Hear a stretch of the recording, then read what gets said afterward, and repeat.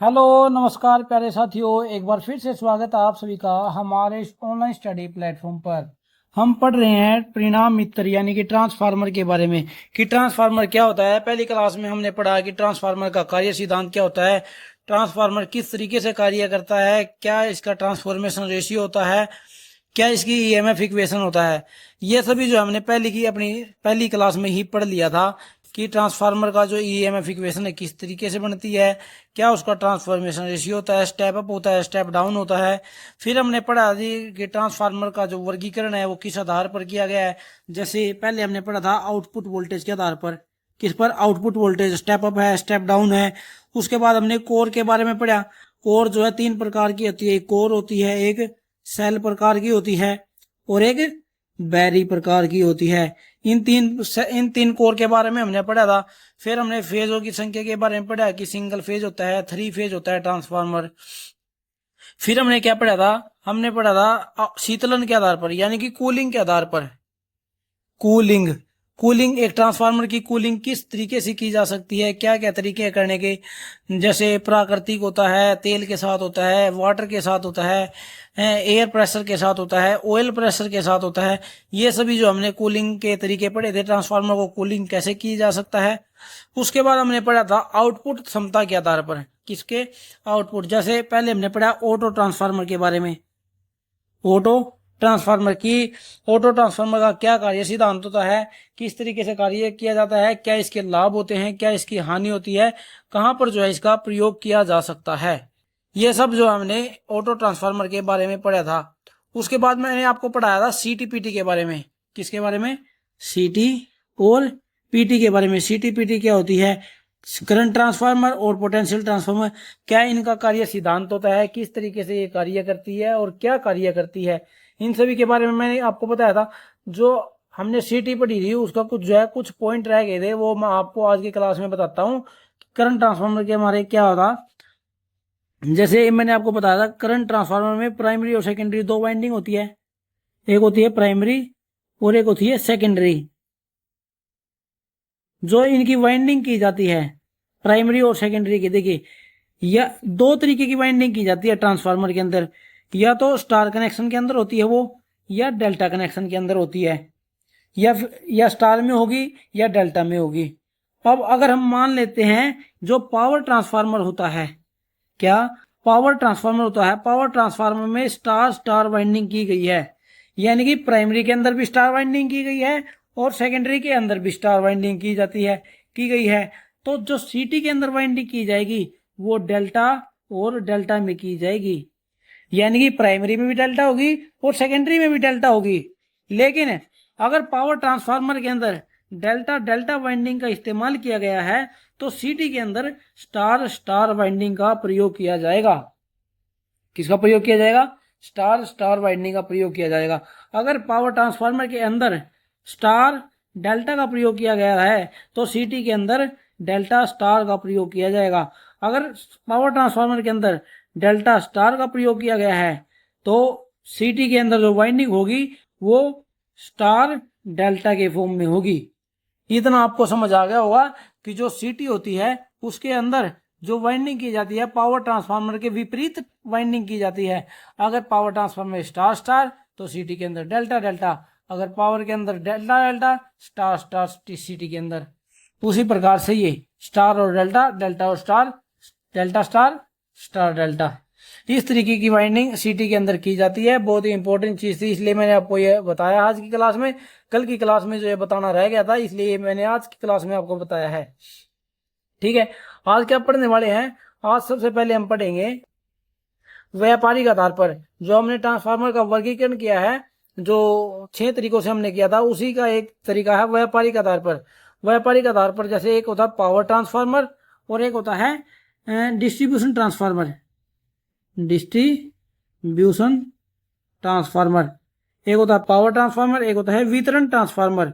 सबसे पहले समझते हैं इसको, पावर ट्रांसफार्मर क्या होता है।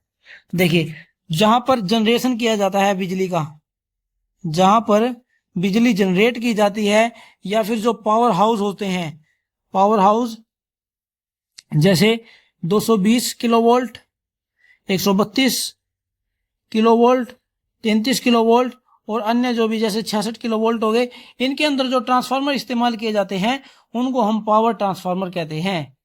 सबसे पहला ट्रांसफार्मर कहाँ लगा होता है? जनरेटर, जहाँ पर पावर की जनरेशन की जाती है, जैसे ये पावर प्लांट होते हैं, वहां पर जो है कौन सा ट्रांसफार्मर प्रयोग किया जाता है? Step up transformer. सबसे पहला जो हमारे इस लाइन में जो सबसे पहला इस्तेमाल किया जाता है ट्रांसफार्मर, वो होता है स्टेप अप ट्रांसफार्मर, क्योंकि वहां पर जो है बिजली को स्टेप अप करने की आवश्यकता होती है, जो वोल्टेज होती है, क्योंकि जो बिजली की जनरेशन होती है वो 11 किलो वोल्ट की जनरेट होती है। जो अल्टरनेट के द्वारा जो बिजली पैदा की जाती है वो 11,000 वोल्ट होती है, लेकिन जो उसको आगे ट्रांसमिशन किया जाता है लाइनों का, तो उसके लिए जो है वोल्टेज को बढ़ाना पड़ता है। वोल्टेज कितनी बढ़ाई जाती है? 220 किलो वोल्ट, 132 किलो वोल्ट, 33, 66, इस तरीके से जो आगे घटती चली जाती है। इसलिए जहां पर जनरेशन की जाती है वहां स्टेप अप ट्रांसफार्मर का इस्तेमाल किया जाता है, और जो पावर हाउस होते हैं वहां पर स्टेप डाउन का उपयोग किया जाता है। किसका? स्टेप डाउन का। इसलिए जो पावर ट्रांसफार्मर होते हैं वो स्टेप अप प्रकार के भी होते हैं और स्टेप डाउन प्रकार के भी होते हैं। इनकी जो केवीए रेटिंग होती है वो कितनी होती है? 2000 केवीए से लेकर 15,000 केवीए तक। क्या कहा मैंने? जो इनकी रेटिंग होती है वो होती है 2000 केवीए से लेकर 15,000 केवीए तक। जो इनकी प्राइमरी वाइंडिंग होती है, प्राइमरी वाइंडिंग जो होती है वो स्टार कनेक्शन में की जाती है, और जो सेकेंडरी वाइंडिंग होती है, सेकेंडरी वाइंडिंग डेल्टा कनेक्शन में उपयोग की जाती है। क्योंकि जो पावर ट्रांसफार्मर होता है उससे हमें लाइट लोड नहीं चलाना होता, जो घरों का लोड होता है वो हम पावर ट्रांसफार्मर से नहीं चलाते, इसलिए हम इसकी सेकेंडरी में डेल्टा कनेक्शन करते हैं। अगर जो हमारे पास जो डिस्ट्रीब्यूशन ट्रांसफार्मर लगे होते हैं जिसे हम लाइट लोड चलाते हैं, उसकी सेकेंडरी में हम स्टार का प्रयोग करते हैं, क्योंकि हम स्टार से एक न्यूट्रल पॉइंट निकालते हैं। पावर ट्रांसफार्मर में हमें न्यूट्रल पॉइंट की आवश्यकता नहीं होती है, इसलिए हम सेकेंडरी में वहां पर डेल्टा कनेक्शन का प्रयोग करते हैं। अब एक बात है, जो पावर ट्रांसफार्मर है, क्या जो जो पावर ट्रांसफार्मर है इसकी मैक्सिमम एफिशिएंसी कब होती है? क्या जो इसकी मैक्सिमम एफिशिएंसी है, एफिशिएंसी ये कब आती है? इसकी जो पावर ट्रांसफार्मर होता है इसकी मैक्सिमम एफिशिएंसी, याद रखना, हमेशा फुल लोड पर होती है। पावर ट्रांसफार्मर को फुल लोड के लिए डिजाइन किया जाता है। अगर एग्जाम में सवाल आ जाए कि जो एक पावर ट्रांसफार्मर है वो अपनी उच्चतम दक्षता यानी कि अधिकतम दक्षता कब प्रदान करता है? वो करता है फुल लोड पर। जब वो अपने फुल लोड पर चलता है तो वो अपनी अधिकतम क्षमता देता है, यानी कि मैक्सिमम एफिशिएंसी से चलता है। ये बात आपको ध्यान रखना है। अब चलते हैं वितरण ट्रांसफार्मर पर। किस पर? वितरण ट्रांसफार्मर क्या होता है? देखिए, मैंने पावर ट्रांसफार्मर में क्या बताया आपको? जो पावर हाउस में या फिर जहां पर पावर प्लांट होते हैं वहां पर उपयोग किया जाता है। वितरण ट्रांसफार्मर कहां पर प्रयोग किए जाते हैं? देखिए, जो हमारे घरों के आसपास जो आपने ट्रांसफार्मर देखे हैं वो होते हैं वितरण ट्रांसफार्मर, और जो वितरण ट्रांसफार्मर होते हैं ये हमेशा स्टेप डाउन प्रकार के ट्रांसफार्मर होते हैं। किस प्रकार के? स्टेप डाउन प्रकार के ट्रांसफार्मर होते हैं, यानी कि वोल्टेज को घटाने के लिए जिस का प्रयोग किया जाता है वो होते हैं वितरण ट्रांसफार्मर, जो हमारे घरों के आसपास लगे होते हैं। और जो इसमें वाइंडिंग की जाती है, जो प्राइमरी के अंदर की जाती है वो होती है डेल्टा वाइंडिंग, और जो सेकेंडरी के अंदर वाइंडिंग की जाती है उसको कहते हैं हम स्टार, उसके अंदर करते हैं स्टार वाइंडिंग। क्यों करते हैं सेकेंडरी के अंदर स्टार वाइंडिंग? क्योंकि हमें जो लाइट लोड चलाना होता है, लाइट लोड चलाने के लिए हमें एक न्यूट्रल पॉइंट की आवश्यकता होती है। किसकी? न्यूट्रल पॉइंट की आवश्यकता होती है। और न्यूट्रल पॉइंट कहां से हम प्राप्त कर सकते हैं? वो हम प्राप्त कर सकते हैं स्टार पॉइंट से, ना कि डेल्टा पॉइंट से। मैंने जब आपको 3 फेज ऐसी थ्योरी पढ़ा रहा था, जब आपको बताया था कि स्टार के अंदर जो एक पॉइंट होता है वो न्यूट्रल पॉइंट होता है, बीचों बीच जो पॉइंट होता है, लेकिन डेल्टा के अंदर कोई भी न्यूट्रल पॉइंट नहीं होता। इसलिए डिस्ट्रीब्यूशन ट्रांसफार्मर के अंदर जो सेकेंडरी वाइंडिंग होती है, सेकेंडरी वाइंडिंग के अंदर स्टार कनेक्शन किया जाता है ताकि हम वहां से एक न्यूट्रल पॉइंट को निकाल सके। अब बात करें इसकी केवीए रेटिंग की। इसकी केवीए रेटिंग होती है 5 केवीए से लेकर 2000 केवीए तक। कितनी रेटिंग होती है इसकी? 5 केवीए से लेकर 2 केवीए तक इसकी रेटिंग की जाती है। अब बात करें इसकी मैक्सिमम एफिशिएंसी की। किसकी? मैक्सिमम एफिशिएंसी की बात करें अगर हम इसकी, तो वो होती है 50% के लोड पर। पावर ट्रांसफार्मर तो फुल लोड के लिए डिजाइन किया जाता है, लेकिन एक डिस्ट्रीब्यूशन जो ट्रांसफार्मर होता है वो 50% लोड के लिए डिजाइन किया जाता है, यानी कि वो अपने 50% लोड पर मैक्सिमम एफिशिएंसी देता है, मैक्सिमम एफिशिएंसी देता है, यानी कि अपनी अधिकतम दक्षता से कार्य करता है वो वितरण ट्रांसफार्मर किस पर 50% के लोड पर। तो दोस्तों हमारा हम जो वर्गीकरण किया था ट्रांसफार्मर का वो छह रूप में किया था, तो हमने वो 6 के 6 पढ़ लिए हैं। अब जो हम आगे पढ़ेंगे इसकी वाइंडिंग के बारे में कि एक जो 3 फेज ट्रांसफार्मर है उसके अंदर वाइंडिंग किस तरीके से की जाती है उसके बारे में अब हम पढ़ेंगे। सबसे पहले किसके बारे में पढ़ेंगे, सबसे पहले पढ़ेंगे स्टार स्टार कनेक्शन के बारे में कि स्टार स्टार कनेक्शन क्या होता है। देखिए, जिस ट्रांसफार्मर में प्राइमरी वाइंडिंग भी स्टार में की गई हो और सेकेंडरी वाइंडिंग भी स्टार कनेक्शन में की गई हो तो ऐसे कनेक्शन को हम स्टार स्टार कनेक्शन कहते हैं। देखिए कैसे बनता है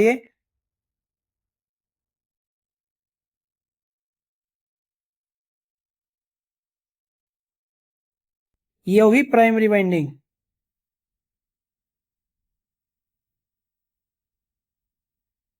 और ये हो गई सेकेंडरी वाइंडिंग। ठीक है, यानी कि एक ट्रांसफार्मर के अंदर 2 वाइंडिंग की गई है और दोनों ही वाइंडिंग स्टार कनेक्शन में की गई हैं, उसी को हम स्टार स्टार कनेक्शन कहते हैं। क्या कहते हैं, स्टार स्टार कनेक्शन कहते हैं। ये इसका न्यूट्रल पॉइंट होता है बीच वाला, एक मिनट, ये क्या होता है, ये इसका न्यूट्रल पॉइंट होता है बीच वाला। ठीक है, ये होते हैं star star connection. Star star को हम कैसे लिख सकते हैं, ऐसे भी लिख सकते हैं, स्टार स्टार कनेक्शन। अगर हम इसके अब लाइन वोल्टेज और फेज वोल्टेज की बात करें तो वो क्या होगी, देखिए लाइन वोल्टेज को हम मान लेते हैं VL है।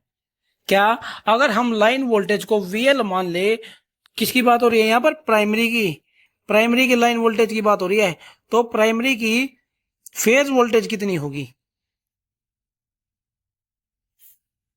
अगर प्राइमरी की लाइन वोल्टेज VL है तो प्राइमरी की फेज वोल्टेज क्या होगी। याद करो जब मैं आपको पढ़ा रहा था 3 फेज AC थ्योरी, वहां पर मैंने आपको क्या पढ़ा था, एक चीज VL is equal to √3 of phase voltage बताया था। यहां से फेज वोल्टेज का मान कितना निकल जाएगा, VL अपॉन √3 निकल के आ जाएगा। आप कहेंगे बिल्कुल आ जाएगा, तो जो यहाँ पर फेज वोल्टेज है, फेज वोल्टेज का मान क्या बनेगा, यहां से VL अपॉन √3 क्या बन जाएगा, VL अपॉन √3। इतना आपको समझ आ गया होगा, ये थी प्राइमरी की बात। अगर हम अब सेकेंडरी की बात करें, किसकी, सेकेंडरी की फेज वोल्टेज की बात करें तो वो क्या बनेगी, वो बनेगी K इंटू VL अपॉन √3। ये क्या आ गई यहां पर, ये सेकेंडरी की फेज वोल्टेज निकल कर आ गई है, K इंटू VL अपॉन √3। देखिए फेज वोल्टेज तो बराबर ही होगी प्राइमरी की और सेकेंडरी की, क्यों होगी, क्योंकि जो प्राइमरी का फेज अंतर केवल क्या होता है, एक ट्रांसफॉर्मेशन का फर्क होता है। किसका, ट्रांसफॉर्मेशन रेशियो, जो मैंने आपको पढ़ाया है। ट्रांसफॉर्मेशन रेशियो क्या होता है, ये हमें बताता है कि नंबर ऑफ सेकेंड वाली में प्राइमरी और सेकेंडरी के अंदर जो वोल्टेज है उसके अंदर कितना डिफरेंस आया है, वो हमें ट्रांसफॉर्मेशन रेशियो बताता है। इसलिए जो सेकेंडरी में फेज वोल्टेज में कितना अंतर आया वो हमें ये K डिनोट कर रहा है। ठीक है, इतना आपको समझ आ गया होगा। सेकेंडरी की लाइन वोल्टेज की बात करें, किसकी, सेकेंडरी की लाइन वोल्टेज की बात करें अगर, तो वो कितनी बनेगी। देखिए लाइन वोल्टेज का हमें पता है √3 ऑफ फेज वोल्टेज होता है। सबसे पहले तो क्या होता है, देखिए VL is equal to √3 of phase voltage होता है, इस चीज का सभी को पता है। अब फेज वोल्टेज का मान कितना दिया हुआ है, यहाँ पर फेज वोल्टेज का मान दिया हुआ है ये, तो फेज वोल्टेज का मान हम ये रख देंगे VL अपॉन √3 इंटू में क्या है यहाँ पर √3, √3 से √3 कट जाएगा तो क्या बच जाएगा, K इंटू VL। सेकेंडरी की लाइन वोल्टेज का मान क्या बन गया यहाँ पर, सेकेंडरी की लाइन वोल्टेज का मान बन गया K इंटू VL। प्राइमरी की लाइन वोल्टेज क्या थी, VL, प्राइमरी की फेज वोल्टेज थी VL अपॉन √3, सेकेंडरी की फेज वोल्टेज आई K into VL upon √3, secondary की लाइन वोल्टेज आई K into VL upon √3 into ये √3 से √3 कट गया, K इंटू VL बच गया लाइन वोल्टेज। ठीक है, इतना आपको समझ आ गया होगा। ये था स्टार स्टार कनेक्शन। कौन सा? Star star connection. और जो स्टार स्टार कनेक्शन के अंदर जो फेज डिस्प्लेसमेंट होता है, कला विस्थापन होता है, वो कितना होता है? 0 डिग्री या फिर 180 डिग्री। कितने का कला विस्थापन होता है? एक स्टार स्टार कनेक्शन के अंदर होता है 0 डिग्री या फिर 180 डिग्री का कला विस्थापन होता है स्टार स्टार कनेक्शन के अंदर। अब चलते हैं डेल्टा डेल्टा कनेक्शन के अंदर। डेल्टा डेल्टा में क्या होता है? देखिए, प्राइमरी में भी डेल्टा कर दी और सेकेंडरी में भी डेल्टा कर दी। ये प्राइमरी होगी,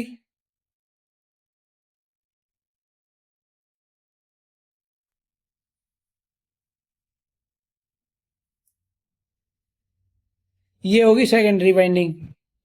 प्राइमरी ऐसी वाइंडिंग जिसमें प्राइमरी भी डेल्टा में की जाए और सेकेंडरी भी डेल्टा में की जाए, तो ऐसी वाइंडिंग को डेल्टा डेल्टा संयोजन वाइंडिंग कहते हैं। प्राइमरी भी उसमें डेल्टा में और सेकेंडरी भी डेल्टा में।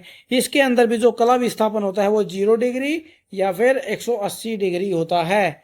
0 डिग्री या फिर 180 डिग्री होता है। अब इसके अंदर अगर हम लाइन वोल्टेज की बात करें, लाइन वोल्टेज, प्राइमरी की लाइन वोल्टेज की बात करें तो वो होगी VL। अगर प्राइमरी की फेज वोल्टेज की बात करें, प्राइमरी की फेज वोल्टेज की बात करें तो वो क्या बनेगी? VL ही बनेगी। क्यों? क्योंकि याद करो, जब मैं आपको 3 फेज AC थ्योरी पढ़ा रहा था, तब मैंने आपको क्या पढ़ाया था कि जो डेल्टा वाइंडिंग होती है, डेल्टा के अंदर VL का मान VPH के बराबर होता है, यानी कि फेज वोल्टेज का मान लाइन वोल्टेज के बराबर होता है। इसलिए यहाँ से लाइन वोल्टेज और फेज वोल्टेज का मान बिल्कुल सेम रहता है। अब अगर हम बात करें सेकेंडरी की फेज वोल्टेज की, चूंकि यहाँ पर डेल्टा कनेक्शन यूज हो रहा है तो यहाँ पर होगा K×VL। सेकेंडरी की फेज वोल्टेज के यहाँ पर ट्रांसफॉर्मेशन रेशियो को दर्शा रहा है कि प्राइमरी और सेकेंडरी के अंदर कितना ट्रांसफॉर्मेशन हुआ है। अगर सेकेंडरी की लाइन वोल्टेज की बात करें तो वो बनेगी K×VL। क्यों? क्योंकि डेल्टा के अंदर फेज वोल्टेज और लाइन वोल्टेज हमेशा सेम रहती है। इतना आपको समझ आ गया होगा। और डेल्टा डेल्टा कनेक्शन का उपयोग कहाँ किया जाता है? डेल्टा डेल्टा का उपयोग किया जाता है लो वोल्टेज और हाई पावर के लिए। लो वोल्टेज और हाई पावर के लिए प्रयोग किया जाता है डेल्टा डेल्टा का। और जो स्टार स्टार होता है, इसका प्रयोग हाई वोल्टेज और हाई पावर के लिए प्रयोग किया जाता है। हाई वोल्टेज और हाई पावर के लिए जो है स्टार स्टार का प्रयोग किया जाता है, और डेल्टा डेल्टा का लो वोल्टेज और हाई पावर के लिए प्रयोग किया जाता है। इसके अंदर भी 0 डिग्री और 180 डिग्री का कला विस्थापन होता है। लाइन वोल्टेज फेज वोल्टेज आप सभी को समझ आ गया होगा। ठीक है, अब आगे चलते हैं डेल्टा स्टार संयोजन पर। किस पर? डेल्टा स्टार संयोजन पर। ऐसी वाइंडिंग जिसके अंदर प्राइमरी तो कर दी डेल्टा के अंदर,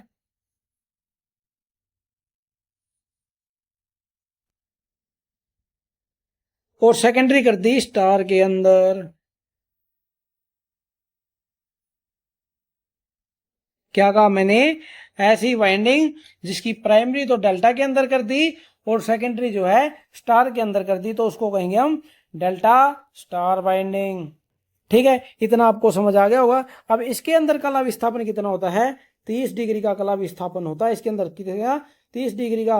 या तो 30 डिग्री लीडिंग होगा या फिर 30 डिग्री लैगिंग होगा। जो कला विस्थापन होता है वो 30 डिग्री अग्रगामी या फिर 30 डिग्री पश्चगामी होता है कला विस्थापन। ठीक है, इतना आपको समझ आ गया होगा। अब क्या है, डेल्टा स्टार में लाइन वोल्टेज फेज वोल्टेज की बात कर लेते हैं। देखिए, लाइन वोल्टेज की बात करें तो कितना बनेगा? लाइन वोल्टेज बनेगा VL। प्राइमरी की बात कर रही है क्योंकि प्राइमरी में यहाँ पर डेल्टा कनेक्शन है, तो फेज वोल्टेज भी कितना होगा प्राइमरी का? आप कहेंगे VL ही होगा। क्यों? क्योंकि यहाँ पर डेल्टा कनेक्शन हो रहा है। अगर हम बात करें यहाँ पर सेकेंडरी की सेकेंडरी की फेज वोल्टेज की बात करते हैं पहले। सेकेंडरी की फेज वोल्टेज होगी यहाँ पर K×VL। सेकेंडरी की फेज वोल्टेज क्या होगी? K× V L. और सेकेंडरी की लाइन वोल्टेज कितनी होगी यहाँ पर, सेकेंडरी की लाइन वोल्टेज होगी यहाँ पर के इंटू वी एल इंटू √3। क्यों, क्योंकि लाइन वोल्टेज हमें पता है √3 ऑफ फेज वोल्टेज होती है। अब √3 यहाँ पर आ गया और फेज वोल्टेज ये दिया हुआ है यहाँ पर के इंटू वी एल। बिल्कुल सिंपल है, line voltage V L, phase voltage भी वी एल। सेकेंडरी की फेज वोल्टेज के इंटू वी एल, सेकेंडरी की लाइन वोल्टेज के into V L into √3 into V L into के, जो है डेल्टा स्टार के अंदर होती है। और जो ऐसा ये कहां पर प्रयोग किया जाता है, ये प्रयोग किया जाता है स्टेप डाउन ट्रांसफार्मर के अंदर। कहां पर, स्टेप डाउन ट्रांसफार्मर में जो है डेल्टा स्टार संयोजन किया जाता है। इतना आप सभी को समझ आ गया होगा। अब जो है नेक्स्ट चलते हैं हम स्टार डेल्टा कनेक्शन पर। किस पर, स्टार डेल्टा संयोजन पर। ये स्टार डेल्टा क्या होता है, ऐसी वाइंडिंग जहां पर प्राइमरी तो कर दी स्टार के अंदर और सेकेंडरी कर दी डेल्टा के अंदर।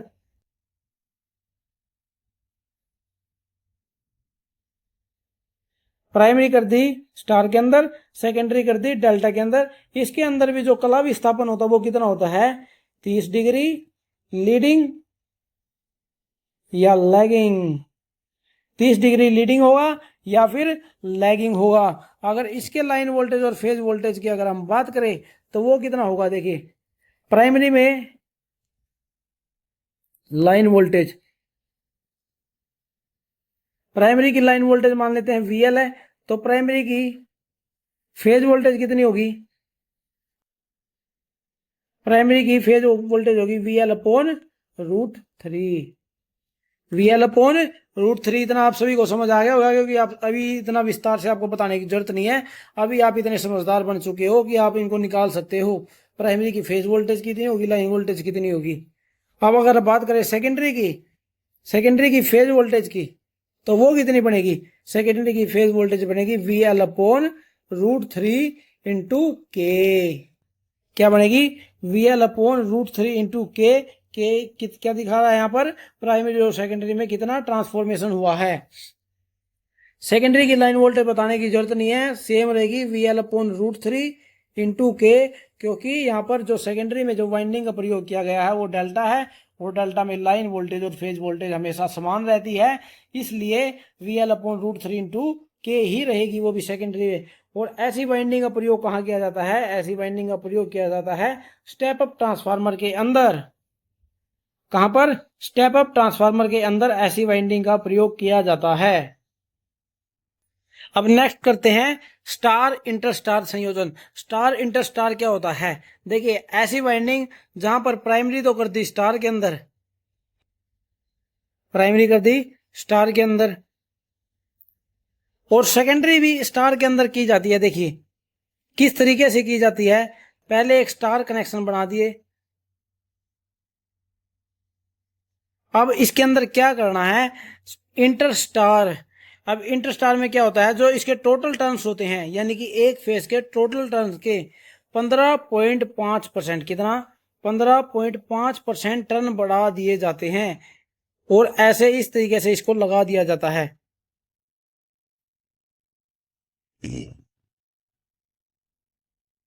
देखिए क्या होता है, स्टार इंटरस्टार कनेक्शन क्या होता है, एक स्टार कनेक्शन ही होता है, लेकिन उसमें हर एक फेज के अंदर 15.5% टर्न बढ़ा दिए जाते हैं।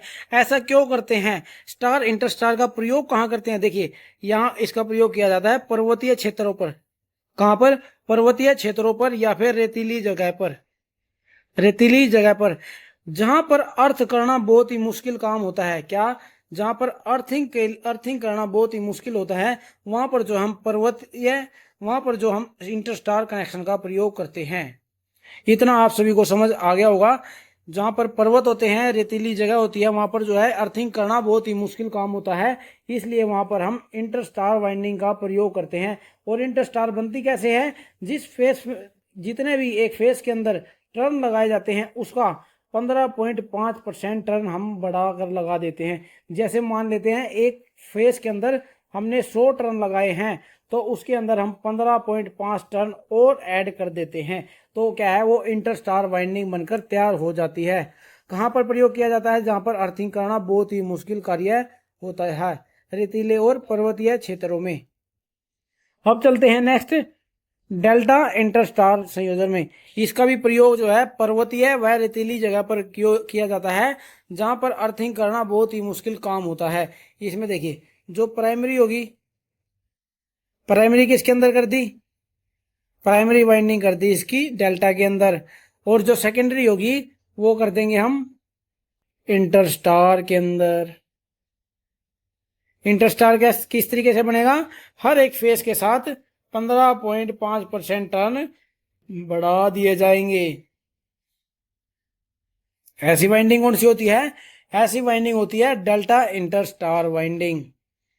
ठीक है दोस्तों, इतना आपको समझ आ गया होगा। इसका भी प्रयोग जो है पर्वतीय व रेतीली जगह पर किया जाता है। और कितना टर्न बढ़ा दिए जाते हैं? 15.5% टर्न जो है बढ़ा दिए जाते हैं। इससे ये इंटर संयोजन बनकर तैयार हो जाता है। इतना आपको समझ आ गया होगा।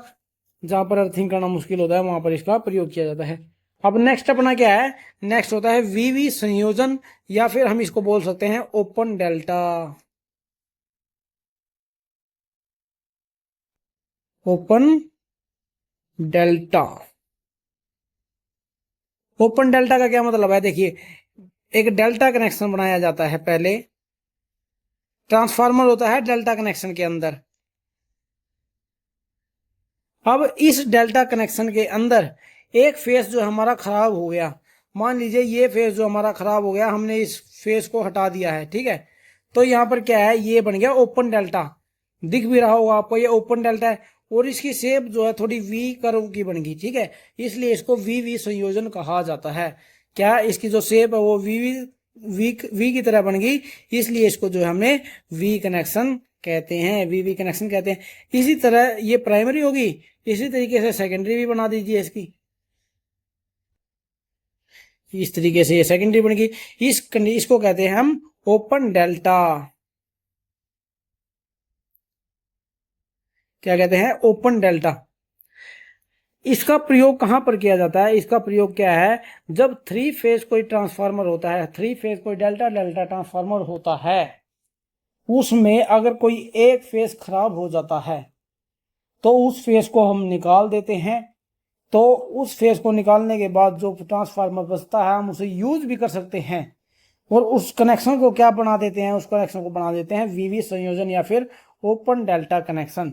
अब बात करें इसकी रेटिंग की, जो इसकी जो रेटिंग बचती है एक फेस हटाने के बाद, वो बचती है टोटल की 57.7%। क्या कहा मैंने? जो इसकी टोटल क्षमता बचती है वो कितनी बचती है? वो बचती है 57.7%। टोटल रेटिंग की 57.7%। अब ऐसा ट्रांसफार्मर में हम जो इसका यूज कर सकते हैं वो केवल हम 86.6% यूज कर सकते हैं। याद रखना आपको इस चीज को कि जो एक टोटल केवीए रेटिंग होती है वो 57.7% रह जाती है, और एक उस ऐसे ट्रांसफार्मर को हम केवल 86.6% तक ही उसको यूज कर सकते हैं। ऐसे ट्रांसफार्मर का प्रयोग लो वोल्टेज और लो पावर के लिए किया जाता है। क्या कहा मैंने? वीवी संयोजन जो जिस ट्रांसफार्मर के अंदर होगा उस ट्रांसफार्मर का प्रयोग हम लो वोल्टेज और लो पावर के लिए कर सकते हैं प्रयोग इसका। ठीक है, इतना आपको समझ आ गया होगा। अब इससे आगे चलते, आगे क्या है? डेल्टा संयोजित ट्रीसरी वाइंडिंग। ऐसी वाइंडिंग जिसमें प्राइमरी में भी क्या, जिसकी प्राइमरी में भी स्टार वाइंडिंग की गई हो। क्या प्राइमरी में भी स्टार वाइंडिंग की गई हो और सेकेंडरी में भी स्टार वाइंडिंग की गई हो, और उन दोनों के बीच में एक अतिरिक्त वाइंडिंग की गई हो। कौन सी? डेल्टा।